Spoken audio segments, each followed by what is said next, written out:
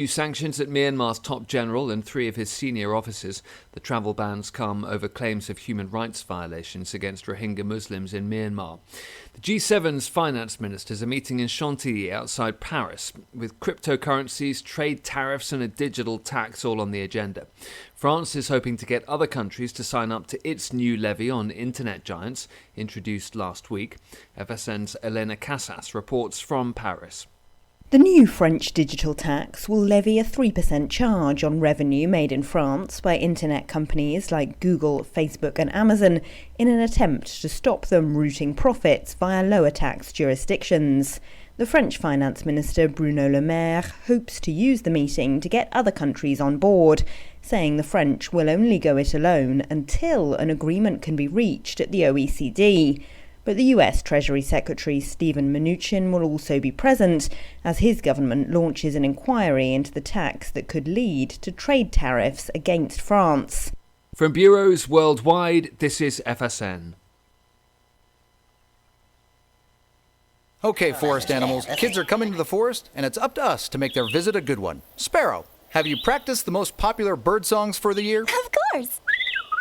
Catchy. I like it. River, how's the temperature? It's a refreshing 52 degrees, man. I love it. Turtle. He's not here yet, man. He's late every morning. Okay. Squirrel. The forest has been preparing just for you. To learn more about cool things to do in the forest, visit discovertheforest.org. Brought to you by the U.S. Forest Service and the Ad Council. Man, I love my kids so much. I once sat for 3 hours in the cold rain to watch her soccer team lose by 18 goals.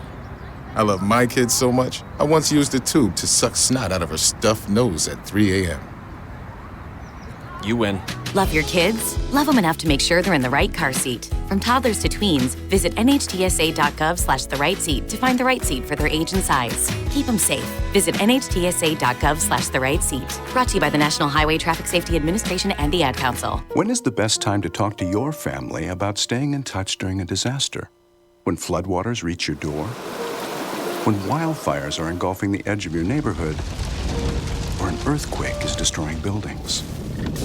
Or is the best time perhaps today? During a disaster, you may not be able to stay in touch with your family or friends as easily as you think. Go to ready.gov/communicate and make your emergency plan today. Don't wait. Communicate. 1 in 3 adults has prediabetes. 1 in 3. That means it could be you, your football buddy, your football buddy. Or you, your best man, your worst man. You, your dog walker, your cat jogger. While 1 in 3 adults has prediabetes, with early diagnosis, prediabetes can be reversed. Take the risk test at doihaveprediabetes.org. Brought to you by the Ad Council and its prediabetes awareness partners.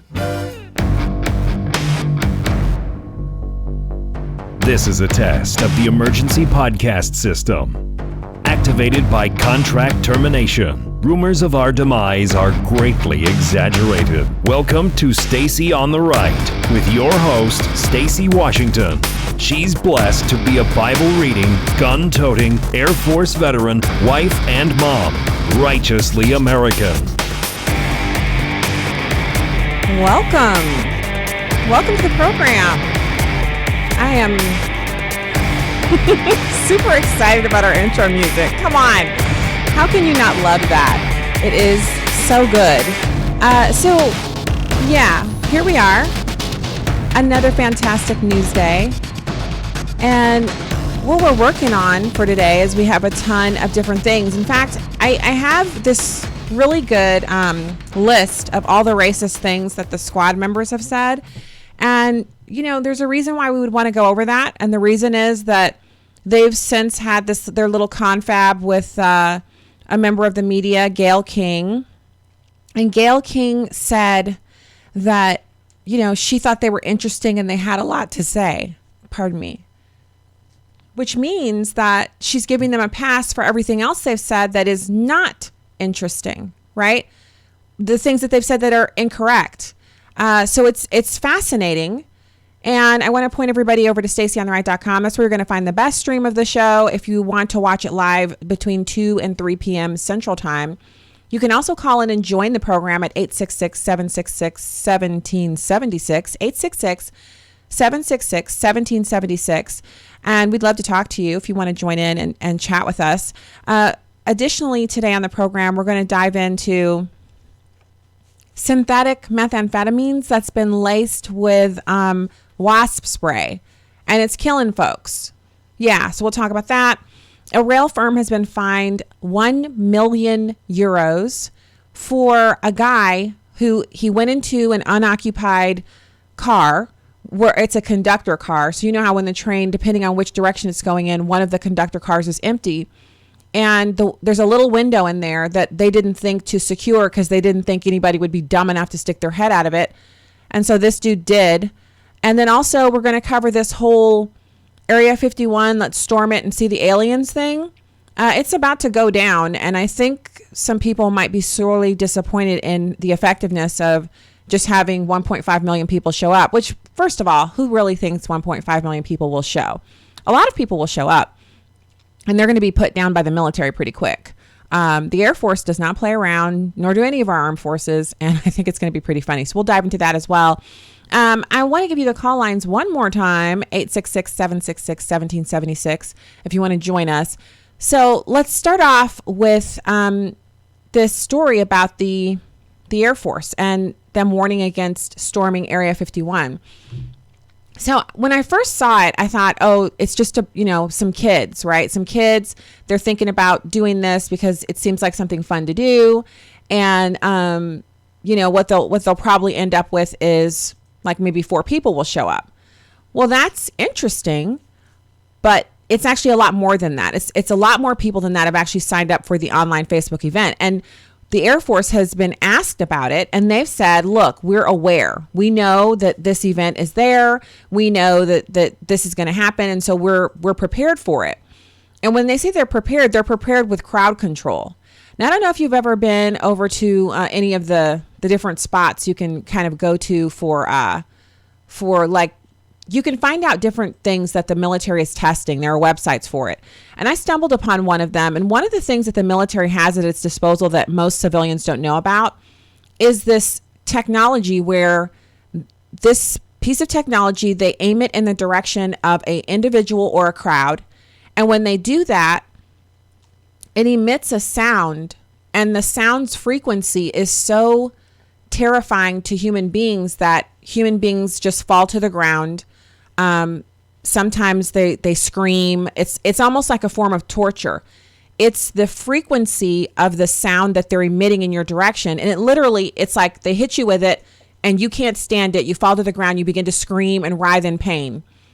They move it away from you, like just slightly change its direction so you're no longer inside of its beam, and you're fine. You're trying to recover because you've been hit with something you don't understand what it is, but you're able to then function again. I gotta say, I'm really surprised that with all of the things we see on television, like if you watch any of the sci-fi shows, a lot of that stuff, people think, oh, Hollywood leads the military. Well, in some ways, the creatives in Hollywood have in the past led the military, but now military development has gotten to the degree where the military actually has things that they let a little peep out about it, and then Hollywood picks it up and makes weapons similar to it and puts it into movies. So our defense complex, the defense industrial complex, is ahead of Hollywood. I mean, obviously, we don't have people that can fly yet, but we have a lot of things that the military has access to. I mean, think of the laser attacks that the Russians leveled against some of our pilots, and they had hearing loss and some sight loss because of that. These things are real. Like lasers are real, and so are these beams that they can fire at you to cause you intense, excruciating pain. Now, I'm not saying they're going to use that on civilians, but I am saying who would be dumb enough to put themselves in the line of fire for something like that? And for what? If you really think that there are aliens, why not file a Freedom of Information request, right? File a FOIA request and demand that they give you the information or access that you're looking for instead of putting your physical body in harm's way. At very minimum, they'll get pepper sprayed, which is very unpleasant as well. So here's the information. The Air Force has actually issued a warning to people saying, do not storm Area 51. Storm Area 51, They Can't Stop All of Us, has reached 1.5 million people who've marked going. Another 1.2 million people have marked themselves as interested. So 2.7 million people are involved in this ridiculousness, which is coincidentally roughly the population of the St. Louis metropolitan area. So we're talking about the whole area. So St. Louis City, St. Louis County, St. Charles County. If you encompass all of those areas, that's about how many people we have here. So they're saying they're going to show up or they're interested in it. Now, the United States Air Force is aware of the Facebook post, and Air Force spokesperson Laura McAndrews was speaking to ABC News, and she said the Nevada Test and Training Range is an area where the Air Force tests and trains combat aircraft. As a matter of practice, we do not discuss specific security measures, but any attempt to illegally access military installations or military training areas is dangerous. Now, speaking of test aircraft sites, I used to work at 85th Test Squadron when I was on active duty in the Air Force on Eglin Air Force Base. And we had test ranges. So in Florida, they have all of these sand dunes and little inlets where there's just a little bit of land there. And when you're driving by it on the highway, you just look at it and you think, oh, that's a dune. But it's really a place where the Air Force will sometimes they'll drop little munitions into it. They'll fire rockets into it. They do all kinds of little tests. And so the test range is actually in what you would consider to be a civilian area because you can see it. And I was on active duty and I had a secret security clearance. My husband had a TS. And neither of us had access to any information on the test ranges. Even when I transferred into 85th Test Squadron and I worked with the pilots who flew the test runs and tested not just the aircraft, but the munitions, the rockets, bombs, you name it, I still didn't have any idea how many runs a day they were doing, where specifically they were at any given point. All of that information was kept from me, and my husband never had access to it. So the reason I'm pointing that out is that if I was on active duty with a secret security clearance and I couldn't get access to information about where the tests were being run and all of that, then how in the world do these people think they're going to be given access to this military installation? People love to call it Area 51, which is one of its names, and so be it. But it is not actually known as Area 51 among active duty service people. They are talking about a test range. It's called Nevada Test and Training Range.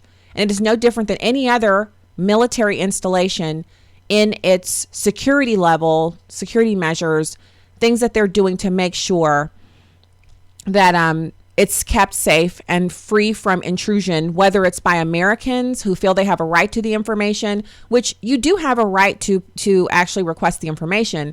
You just don't have a right to show up and demand it at your schedule. So there's another there's another bit of information about this test range. It's the largest contiguous air and land space available for peacetime operations in the world. It contains 2.9 million acres of land, 5,000 square miles of airspace, and the facility is also used by the Department of Energy for testing, research, and development. And all of that space that I've just described to you in its entirety is completely and utterly restricted to civilian traffic. So it's not available for you to tour. It's not a place that you can, if your relative works there, you can get a pass and head on in and take a look. It is closed. So the rest of the statement, which they actually spoke to Joseph Gradisher. He's a spokesperson for Deputy Chief of Naval Operations for Information Warfare. He was asked back in May about a similar situation and whether or not people would be permitted to come on to the facility. And he said, quote, "For safety and security concerns, the Navy and the U.S. Air Force take these reports very seriously and investigate each and every report. As part of this effort, the Navy has updated and formalized the process by which reports of any such suspected incursions can be made to the cognizant authorities." So what that says to me, that little bit of, word salad there, is that they know who started the Facebook post, who created the group. They're aware of the people who are within the vicinity who have said that they're going. So individuals who have marked themselves as going to this event, storming Area 51, they're aware of these people's addresses, where they work. They've compiled a little database. Some person, some TSI or above cleared individual, someone we would have called a pencil pusher, because I was a pencil pusher back when I was in the Air Force. It was our nickname for people we were desk jobs. We had jobs in offices, air conditioned offices with computers. And some pencil pusher has compiled an Excel spreadsheet or Access database with all of the relevant information that has been imported from all of the different security agencies. And NSA has sent them over a bunch of files electronically, and they are aware of everyone who's involved. And so what they're hoping is that nothing pans out, but a bunch of really interesting, highly worded, and very neatly typed emails have been sent out on official letterhead to relevant people in these departments to alert them of plans and contingency plans, just in case these people decide to make something like this happen. So why am I sharing all of this? Because you guys are the people who have sense. You listen to this show. You're not nincompoops who would actually storm a military installation. But sometimes the show gets shared. And I'm often surprised by the people who email me and say, I heard your show today and I hate you. Or I heard your show today and you're awesome. It's hardly ever anything in between. And so I'm putting this out there for the record, and it'll be up on the podcast, because I want to prevent folks from being hit by the laser beam, of whatever that is that makes you feel writhing in excruciating pain, or, meeting physical force at Area 51, which, again, I just want to point out, Area 51 is actually, its official name is the Nevada Test and Training Range. So don't say I didn't warn you if you find yourself laying on the ground suddenly and you can't figure out why your ears are bleeding and you're rolling around on the ground and you can't figure out why, like, what's happening to me. Don't say that your girl didn't warn you. This could happen to you. So don't be a nincompoop. Don't go to Area 51. Just file a FOIA request and look at all the different stories that have been broken from people who've filed FOIA requests and successfully gotten information from our government. It can be done. If you really want to know what's going on inside of the Nevada Test Center, follow the appropriate channels, and I bet you anything you're going to be able to get some information that might be interesting that you can put on your blog or your conspiracy theory website and enjoy yourself.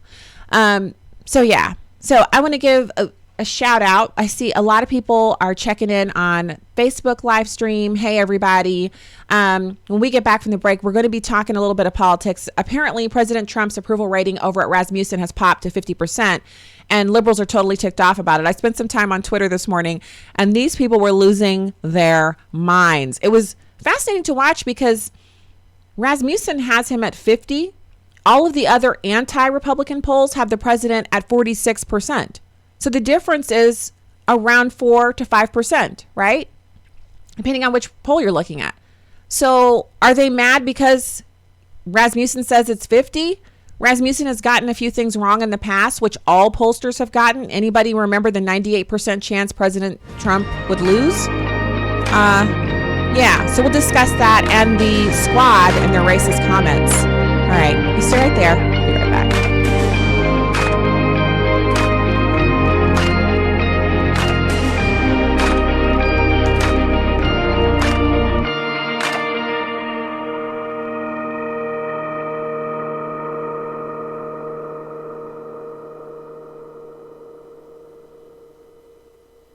Is that a faucet running? That's not a faucet. That's a river rushing through the forest. Forest rivers provide over 100 million people with clean water to drink. What? I can't hear you because of the vacuum. That's not a vacuum. That's the trees in the forest cleaning up the air we breathe. I didn't know the trees were so amazing. Yep, and the forest gives us shade, trees to climb. That's awesome. Let's go explore some more. Visit the forest today and enjoy all it does, just for you. To learn more about the forest and find one near you, go to discovertheforest.org. Brought to you by the U.S. Forest Service and the Ad Council. What if I could tell you that a full-blown wildfire was going to occur tomorrow, right where you live? Tell you exactly which neighborhoods it would engulf and how fast it would do it. The first thing you would do is talk with your loved ones and make a plan today. It's true, I can't tell you a wildfire will strike tomorrow, but shouldn't you make a plan anyway? Go to ready.gov/communicate and make your emergency plan today. Don't wait. Communicate. Brought to you by FEMA and the Ad Council. Good morning, Uglyville! Every ugly doll is unique. I'm Moxie. Bobo. Wade. Those close to me call me Slick Doll. Which is not his name. And every child is, too. They can be pretty lovable. That's why when you travel, you should make sure your child is in the right seat for their age and size. That sounds pretty great to me. Keep them safe by visiting nhtsa.gov/the right seat. Isn't that right, gibberish cat? Brought to you by the National Highway Traffic Safety Administration and the Ad Council. Let's be honest. The National Symphony may not be in his future, but he wanted to try violin. So you said yes because you love him. And if you love him that much, love him enough to make sure he's buckled up and in the back seat. Find out more about keeping your kids safe in your vehicle at nhtsa.gov/the right seat. Show him you love him. Keep him safe. Visit nhtsa.gov/the right seat.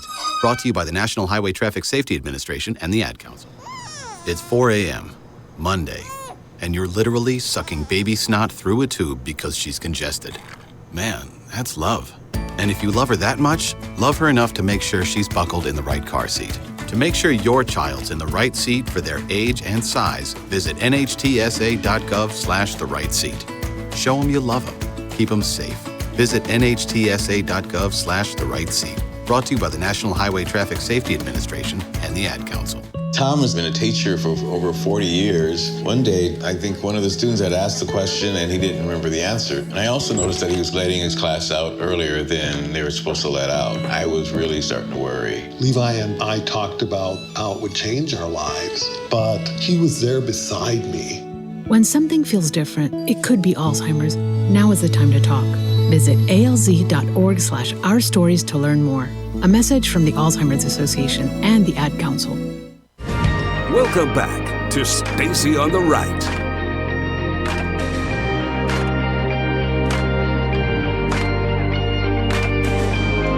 Hey friends, don't forget to head over to stacyontheright.com, and also I put my latest piece up over there, which I quickly just want to share with you because it's about E-Verify and the Sun Sentinel e-paper. So they have an e-newspaper that's color and it's interactive where you can flip through it.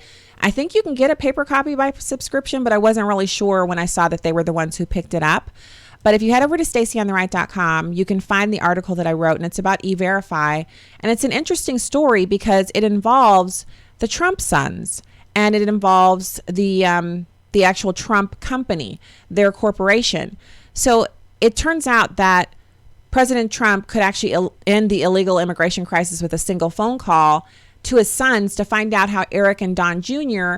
actually took care of their issues, because they recently made a directive to all Trump Organization properties to start using E-Verify mandatory. So they basically said, no more use it if you want. You have to use it.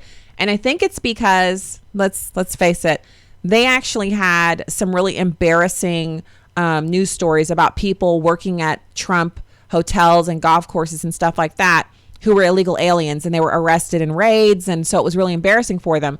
So after they issued their directive about using E-Verify and fired all of the people that they, basically they adopted the system, they uncovered the illegal aliens working in their midst, they fired them, dozens of them in fact, and then they filled the vacant positions with Americans, but they had to increase the wages to get people to come on.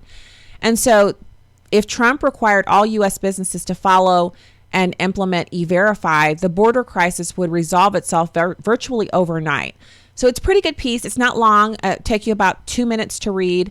And I was really happy to see that it got picked up so that it can be shared around.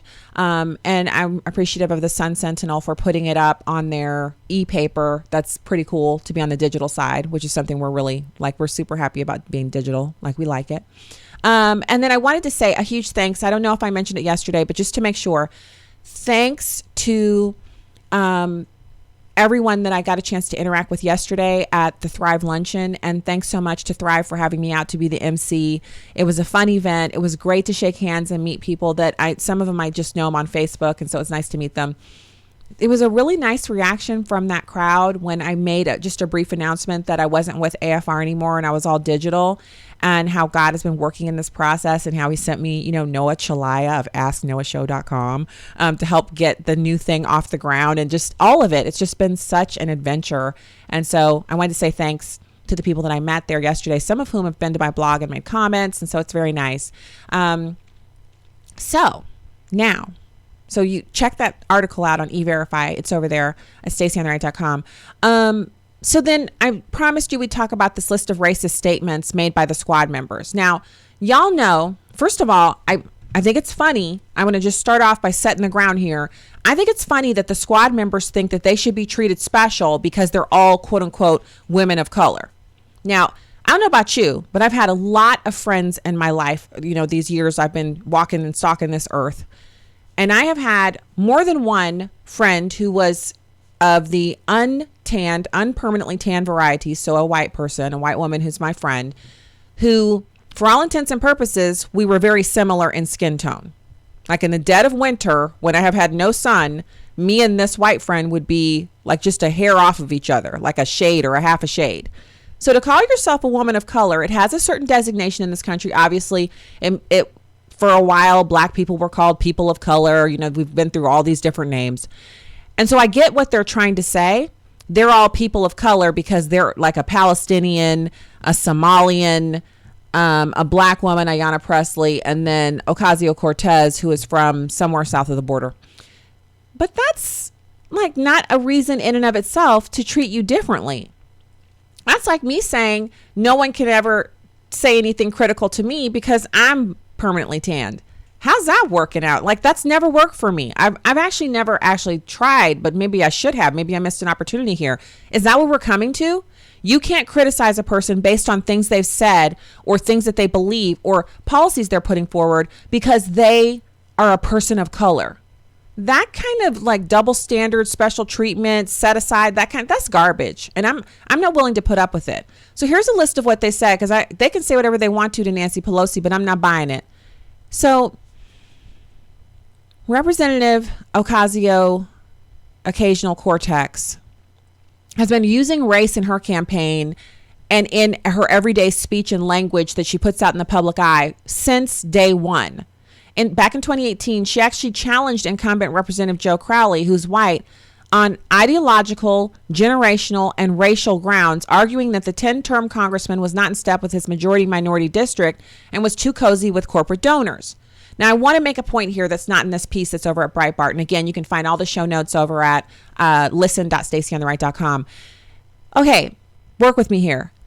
She challenged him on ideological, generational, and racial grounds. So first of all, Crowley couldn't help that he was the age that he was. He didn't decide to be born when he was born. He's just living and walking this earth, and he's glad about it. I don't agree with any of his policies. I would never defend him on anything. And I would say I agree with her on one issue. Ideologically, Crowley's leadership in that district did not benefit his constituents, and it didn't matter that he was a white Democrat. What matters is that he's a Democrat, right? So she's challenging him on his age and racial grounds, and then the first thing she does is she drives Amazon out of the district that she was elected to and cost them thousands of $150,000 a year jobs. So I would say she's a part of the problem, if not more than he was, because I think if he was still in office, as much as I dislike his ideology, he would have helped to solidify that relationship with Amazon to make sure that they came in and did the deal. Now, isn't that something? Like, I think it's kind of funny that she's challenged him on those grounds, but she made that horrible decision. I mean, really an awful decision that cost jobs and livelihood for people who really, they could have used the opportunity. So let's go to the next statement. AOC recently showed, and this is she's a multiple time offender on this one, hugely insensitive, incendiary comments about Jewish people, comparing migrant facilities at the U.S.-Mexico border to concentration camps. Now, as someone who has actually walked at Dachau, I was a kid. I'll never forget it. And we saw the pictures of the emaciated Jewish people, children, elderly, the mass graves, the absolute horror of what the Holocaust was. Experimenting on human beings and treating them like animals, injecting the eyeballs of twins with iodine to see what would happen to them. The kinds of experiments that not only do we not allow now, I don't think in the history of this country it's ever been lawful to torture an animal for the sake of research. Those kinds of things were done to these human beings by the Nazis. And they did these things in concentration camps. And I want to make this point so you can take it with you wherever you are. If you hear someone say that the detention facilities at the southern border are concentration camps, you can ask them one question. What percentage of the people on the southern border in these so-called concentration camps are being killed? In the concentration camps that were run by the Nazis, 95% of the people who went in were killed. Systematically, intentionally, deliberately, and successfully. And I say successfully because their intent was to kill. If the detention facilities at our southern border were concentration camps of the Nazi kind, then 95% of the people who go in them would die. If you want to compare them to the internment camps that the Japanese people were held in at one point in our country's history, again, over 98% of the people in those camps survived. And the ones who did die died from cancer and tuberculosis. Google is your friend. Bing is your friend. DuckDuckGo is your friend. Don't get me started. I was so riled up this morning, I could barely contain myself. And I try not to get that upset about these stories, about these issues, because I like keeping my blood pressure within a normal range, and I don't like gray hair. But here it is. I cannot tolerate people who won't bother to, because you remember back in the day, let's just reminisce for 60 seconds. Do you remember when if you wanted to learn something, you had to actually get a book out? Do you remember when if you were interested in learning something and you didn't have that access to that information at your house, you didn't have an Encyclopedia Britannica, you had to go to the library, you had to get in your car or go catch a bus and go to the library, go to the card catalog, forget this computer stuff that we do now, and flip through it, ask the librarian for assistance, go pull a bunch of different research documents and spend a few hours looking up and reading and taking notes to learn what you needed to know. And then you could smack somebody down with that knowledge. Not on online social media. You had to smack them down in person or by phone. Do you remember that? Now, here we are in the age of an actual computer in your hand. Even the babies have a computer. We were sitting in church last Sunday and there was a baby swiping with her thumb couldn't have been longer. It wasn't even an inch long. And she was using that tiny little chubby thumb to just swipe on through while church was going on. I was thinking to myself, well, she's a baby. What could she be reading? Like, what is she looking at? She was just swiping pacifier in her mouth. So nowadays, when it's easy to get images of what a concentration camp looks like. If you want to compare Donald Trump to Hitler, you can easily find out exactly everything you want to know about Hitler. You can find out everything you want to know about a concentration camp. You can find out what percentage of the people had what disease, how long they were there, how they got there, how long the trains ran, how many mass graves were next to the train site, how many of them were killed upon arrival, how many of them were sorted and put into different areas, how many were gassed. Do you want to know AOC? Do you want to know Rashida Tlaib? All of you Democrats saying that they're concentration camps, if you really want to know, if you really want to make that comparison and make it stick, how about you make apples compare to apples and actual concentration camps compare to concentration camps, and with 99% of the people who enter our detention facilities actually making it into this country and running around, rubbing elbows with you at the Sam's Club and the Aldi and the gas station. How dare you? If you're going to bring something to me as this is a real crisis, which they all said it wasn't. Every one of them said that this was not a crisis. But now all of a sudden it's a concentration camp. Make up your mind. And while you're making it up, that empty block that you're sitting up there trying to wave and flaunt in our faces with your mouth that just opens and flaps and keeps on running, but nothing substantial comes out, nothing factual comes out. How about you go and figure out just one quick time what a concentration camp is? Because I can tell you right now, bottles and toys and church organizations bringing supplies in. Yeah, the concentration camps stink. They're overcrowded. Yeah, it's not an ideal situation, but if you don't want to be in there, don't come to America and turn yourself in at the border.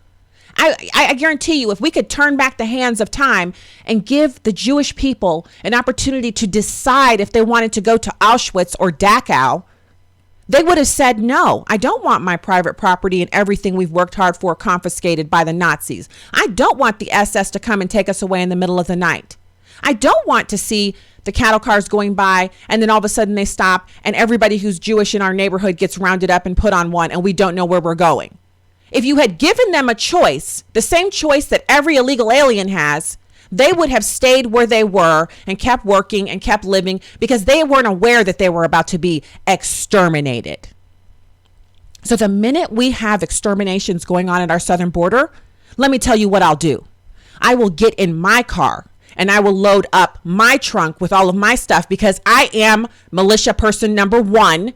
Just like you are. Every one of us is a citizen and we have the right to make citizen arrests. And I will go down there with my camera and I will drive down there with my husband. I'm sure my husband will be happy to take off from work. And if they start gassing people or killing them on the southern border, I'll be the first one down there asking those active duty service members, what are you doing? You are not supporting and defending the Constitution of the United States. You are subverting it. And as a citizen, I'm here to find out why. I'll put my camera on it. I'll put my social media on it. And if I have to, I'll put my life on it because there's no way I would ever support tax dollars of mine going to kill, gas, maim, experiment on, or otherwise mistreat human beings. And I guarantee you, I'm not sitting here a party of one. Every single American I know, because I know a lot of gun owners. We are large and in charge over here in Missouri. We have so many rights. We have stand your ground. We have castle doctrine. And we have some of the best training facilities for concealed carry and civilian unarmed response, which I have graduated from that one. We know our way around the Constitution and firearms. And if we thought that people were being killed, indiscriminately murdered and maimed at the southern border, we would put a stop to it. We're known for our militias around this country. We would not have it, nor would anyone else, nor would the members of our active duty services. If our military were being instructed to kill people, they would not do it. Now they're going to go overseas and they're going to put down Russian mercenaries and they're going to kill Al-Qaeda. But that's a part of what they do when they make war. We're not making war at the southern border. You know it, and I know it. And so this incendiary language does nothing but demean the actual social discourse and political discourse that we are meant to engage in a civil society such as our own. And the reason, and I'll just say it one more time for the good of the order, that President Trump has crystallized these women around this language is because this is where the campaign ads are made. This is where people who are in the middle, who don't pay attention to politics 24/7 the way we do, this is where their minds will be made up. Good, free-thinking individuals understand what a concentration camp is. They understand that people are taken there against their will to die. They understand that every person who's in detention at our southern border has put themselves in that situation by coming into our country illegally. And that they don't have to do it. And did you know, just in case you don't know, if you're in a detention center at the southern border because you've entered the country illegally and you decide that you want to go back home, the U.S. government will take you, put you on an airplane, you and your so-called kids, whatever, they'll send you back to your country right away.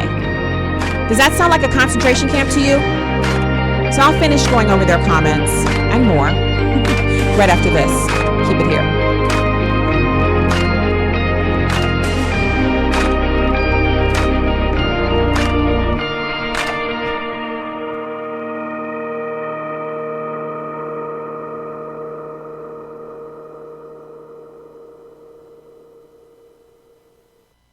You're not wired to have a response to this sound. You're neutral to it, and you can hear it repeatedly without feeling anything. But when we introduce a new stimulus, save the food, we've achieved pulling a natural or inborn response from you. Save the food, because 40% of all food in the US never gets eaten. Save the food. Cook it, store it, share it. Just don't waste it. For tips and recipes, visit savethefood.com. Brought to you by NRDC and the Ad Council. This is the story of a very special woman. Just a few knew about her superpowers. In a matter of seconds, she turned herself into a great mathematician. She masqueraded as a regular person at work, but as a superhero at home. Everyone knows her as Gabriella. I still call her Mom. Your hero needs you now, and AARP is here to help. Find the care guides you need to help, complete with tips and resources at aarp.org/caregiving. Brought to you by AARP and the Ad Council. Hope you enjoyed your meal. And I just want to say, he's lucky to have a brother like you. Lucky? Caring for my brother is far from easy. But he's a part of me, like my arms and legs, so I'll be his. No time for tired. Nothing can disable this love. He needs me, but I'm the lucky one, even though I need help now and then. If you're caring for a loved one, visit aarp.org/caregiving for care guides and community. Support for your strength. Brought to you by AARP and the Ad Council. Okay, men, this is your time. Maybe you didn't choose this, but you're here now. You're gonna go out there and be an all-star caregiver. Cook, clean, be there emotionally and physically. You gotta dig deeper. Drive them to physical therapy, doctor's appointments, because that's what caregivers do. Don't give up. Show the world that you're tougher than tough. Caregiving is tougher than tough. Find the care guides you need at aarp.org/caregiving. Brought to you by AARP and the Ad Council. If you love them enough to listen to them practice the same song on tuba, please be done. Over and over and over and over and over, then surely you'll check nhtsa.gov/the-right-seat to make sure they're correctly buckled in the back seat. Sounds good, honey. Check today at nhtsa.gov/the-right-seat. Brought to you by the National Highway Traffic Safety Administration and the Ad Council. Hi, I'm your host, Smokey Colbert. Filling in for Smokey, because after 75 years of... Only you can prevent wildfires. Turns out there's much more to say. Nearly 90% of wildfires are caused by us humans being careless, dumping our used barbecue coals willy-nilly. Guess the song was wrong. We did start the fire. That's why I respect Mother Nature and her trees, whether coniferous or new car scented. Brought to you by the U.S. Forest Service, your state forester, and the Ad Council. Welcome back to Stacy on the Right. Hey, welcome back. Thank you so much for being here, and thanks to everybody who's watching on the live streams and those who are listening on the podcast. Thanks for sharing the show. Our numbers have really been great. StacyOnTheRight.com for more. So we were talking about this really fascinating list that they have over here, and I'm just going to run down at bullet point because I did kind of I had to go there last segment, but let's run down the bullet points. So you recall Omar. First of all, AOC. She made a couple. So AOC has a record of controversial statements about Israel. She claimed, for example, that Israel had committed a massacre of Palestinian protesters at the border fence last year. Actually, the people who were killed at the border fence of Israel were members of Hamas, and they used a fake protest with innocent people to launch infiltrations and violent attacks against Israel. And she didn't bother to learn what she was talking about. She just put out basically another lie. She has also said, I told you about the concentration camps. She refused to apologize for those statements. She's actually rejected an invitation by Israel's Yad Vashem. The U.S. Holocaust Museum and others have invited her to visit actual concentration camp sites, and she has refused. Now, remember, she went to the border dressed all in white and cried and, hammed it up for the camera. But given the opportunity to actually go to an actual concentration camp site where she could smell the burnt flesh and feel the silence and understand what happened, she won't do that. She won't do that. So let's move to Representative Omar. So Omar has a huge, mile-long history of anti-Israel statements, anti-Semitic themes. She suggested that Jews control the world. In 2012, she tweeted out, "Israel has hypnotized the world. May Allah awaken the people and help them see the evil doings of Israel." So Jewish community leaders in Minnesota actually staged an intervention before she took up her seat in Congress. She even after that, she continued to make these horrible statements. In February, she tweeted out, "It's all about the Benjamins, baby," suggesting falsely that American Israel Public Affairs Committee, also known as AIPAC, bribed members of Congress to support Israel. She suggesting, when she says that Jews are using money to control Congress. She also claimed that pro-Israel members of Congress owed allegiance to a foreign country, which is far more insulting than saying somebody should go back to where they came from. Because she really should go back to where she came from. I don't actually see anything wrong with him saying that. House Democrats passed this resolution condemning anti-Semitism. You might remember that. But it was just basically a way to give her cover. She also supported the inflammatory claim about the migrant facilities being concentration camps. Now moving on to Rashida Tlaib, who's a foul mouth and she drops the F-bomb at will and especially uses it to describe the president. And she falsely claimed that 75% of Americans use profanity. Okay, according to who? In February, Rashida Tlaib, who says she's more Palestinian than she is American, called Housing and Urban Development official Lynn Patton, who happens to be black, a prop because she was in the gallery during a hearing where members of Congress were debating whether or not the president was a racist, which, as an aside, I just want you to know that the fact that we have debates about whether the president of the United States is a racist in 2019 is so insulting and such a waste of our tax dollars that people should literally be thrown out. Like back in the day when they used to actually smack each other with a leather glove and then go out and shoot or fight or joust with the swords or whatever. It was a matter of your honor. If you were to do something to somebody in the Congress, they would just go out and literally fight about it. They used to they used to hit each other with their canes. They used to literally flog each other with sticks. They used to do battle in that room. And that same hollowed space is now being used to debate whether or not the president's a racist. I mean, it's just ridiculous. And then we get to Ayanna Pressley. So just hours after the president posted his congressional tweets, and you'll remember that from before, just hours after that,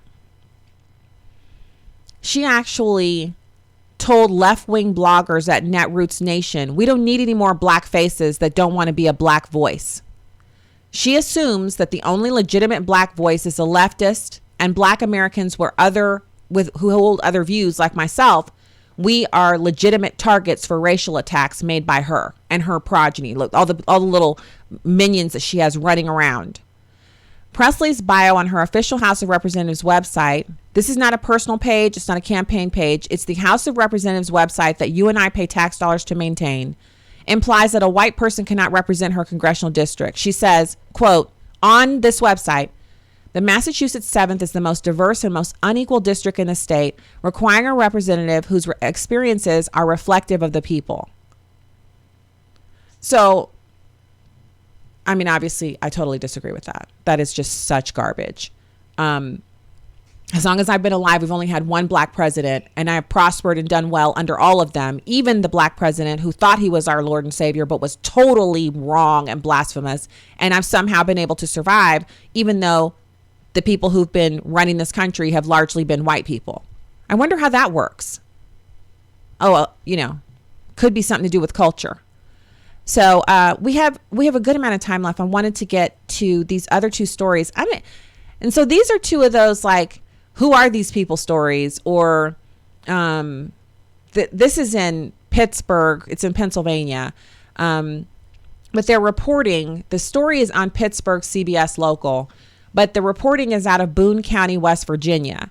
And so the story is about West Virginians. God bless them. So police in West Virginia say that people are now turning to Wasp spray to give them a meth-like high.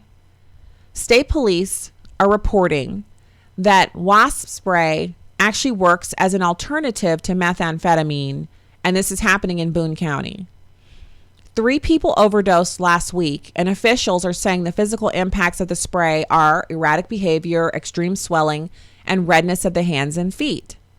So one resident who didn't want to speak on the record said that in his opinion, drugs are so bad around here, it's so available to people, then all the time people are trying new things that we wouldn't even think about. Stores in Boone County on Friday sold nearly 30 cans of Wasp spray. So from what we're being told, and this is Sergeant Charles Sutphin of the West Virginia State Police, he said, from what we're being told, if you use it, you might use it once or twice and be fine. But the third time, when your body hits that allergic reaction, it can kill you. Now, I don't know why that's a surprise, because Well, wasp spray is a poison. Is that worth pointing out here? Is it okay to just say wasp spray is meant to kill wasps, and wasps are living beings? So if it can kill a wasp in great enough quantities, it could kill you? I guess that just makes too much sense. So the Boone County Police are working with poison control officials and local medical centers to try to find the best form of treatment for wasp spray. He says, so they went and they spoke to this resident. Her name's Diane Ferguson. She said, "We have great grandbabies, and to think what they're going to grow up in and what's going to be available to them, and that people are going to try to get them to try, it's really scary." So, wow. So a couple of other things before we get to our last little bit there. You might have seen that Sheree, her name is Sheree Murray, and she's trending on, what's the name of it? I don't know why, but my camera looks a little blurry here for some reason. Sheree Murray is trending on Twitter right now. And the reason she's trending is because she is running against AOC. Now, Sheree Murray, I've known her for a while. She's actually been on the program before. She's a fantastic Republican strategist, and she's had a bunch of different really cool jobs, actually. She immigrated into the United States lawfully at the age of 9 years old, and her parents are from Jamaica. And she's a Republican, and she's running against AOC. And so if you go to Twitter, especially on my Twitter feed and on Facebook, I posted the story on Fox News where they actually have her campaign video, and it's just launched. Oh my goodness, the video is amazing. She actually highlights misstatements by AOC, and then she compares her views to them because they're both immigrants. You know what I mean? Like it's a perfect, it's just perfect. It's like the perfect foil. Now, can she win? I think anything's possible. AOC won her primary with 8,000 votes. So that means, obviously, and she's hugely unpopular even in her district, that she would need, that Sheree Murray would need more than that to win, in the general. But remember, AOC never went to the general because she won the primary. There was no race to run. I shouldn't say she never went to the general. There was no race to run for the general because the district is heavily Democratic. But with them being dissatisfied with her, meaning AOC, stopping Amazon from coming in with those jobs, I think there's a chance that Sheree could win. I think there's more than a chance. And if the GOP and the RNC and the White House all throw in behind her, well, this could be an interesting race. So I'm looking forward to that. Now, I know this might seem a little funny to you. You might say, another story about someone who seems a little bit on the stupid side? Yeah. And not to speak ill of the dead or anything, because I got nothing against this guy. I don't know him. But come on, y'all. This story is crazy. This is out of Great Britain.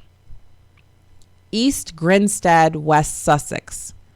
The guy's name is Simon Brown. He's 24 years old. And he was riding a train that is operated by Govia Thameslink Railway. Now, the train operator has actually been fined 1 million euros because he went to the conductor car and stuck his head out of the window. And one of the signal gantry, it, swings back and forth, and it basically lets people know that a train is coming. He stuck his head out of the window at just the opportune time to have his head hit by the train gantry, which then, of course, killed him. The impact killed him.